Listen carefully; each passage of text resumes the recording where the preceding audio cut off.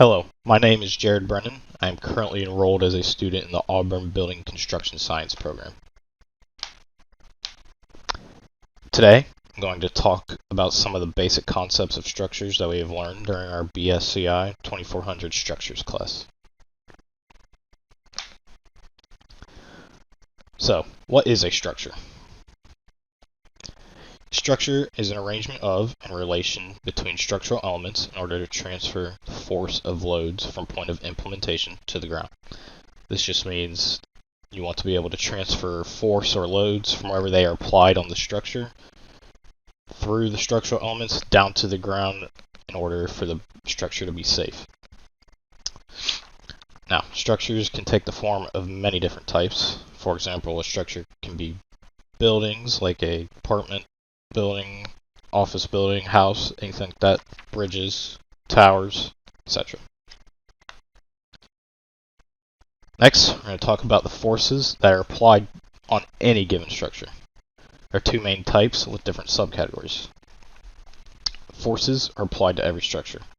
This includes external and internal. Now these are two main types of forces. External forces consist of live and dead loads. Live loads are anything that is not permanently attached to the structure. This includes people and furnishings.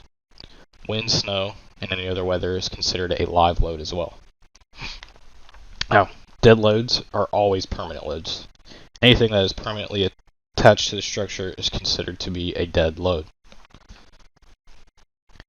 Internal forces are forces that are within each structural component.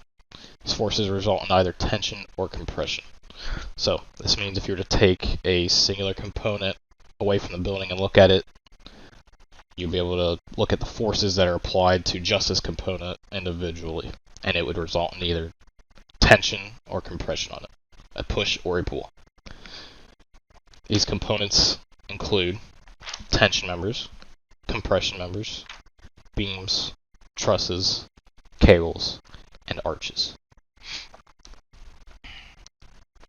Now, since we've talked about forces, we're going to talk about the structural load carrying components. This is where you would be able to see the internal forces. Now, first one is tension members. Tension members carry loads in tension only. They exhibit a pull. So, you can see the member here. The force is being pulled on one end. Another end, just pull it. It seems like it would make it longer. Elongate it. Now, next, compression members. Carries load in compression only. They exhibit a push. So here, this would be just a column. This is our member. Force from above being applied down on top of it. Force from below from the ground applying on the bottom of it. This would be a push. A shrink. Now, next are beams. These are components that carry loads in terms of bending. So, here we have our beam,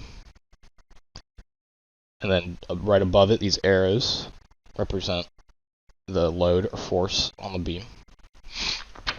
As this load is being applied to the beam will bend down, maybe not this much, I'm just exaggerating, bend downwards to compensate for the load on top of it. Next are trusses. Components of a truss are assembled in triangular shape, which give them strength on carrying loads. The members of a truss either undergo compression or tension, push or pull, is always one or the other, never a combination of the both. So this means if you were to take out one of these members, this green or red here, it would not have compression and tension on it, it would just be one or the other. Here we have compression, here tension. Next, cables.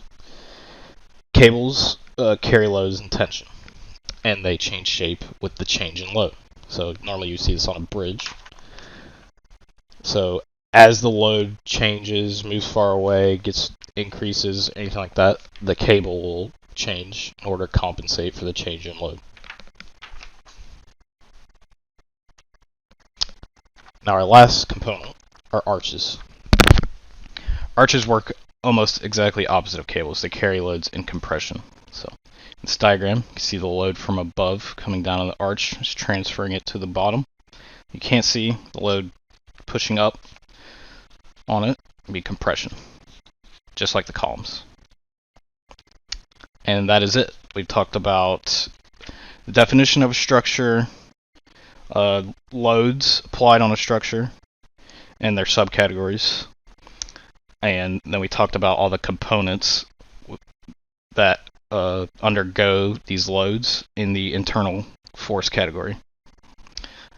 Thank you for watching.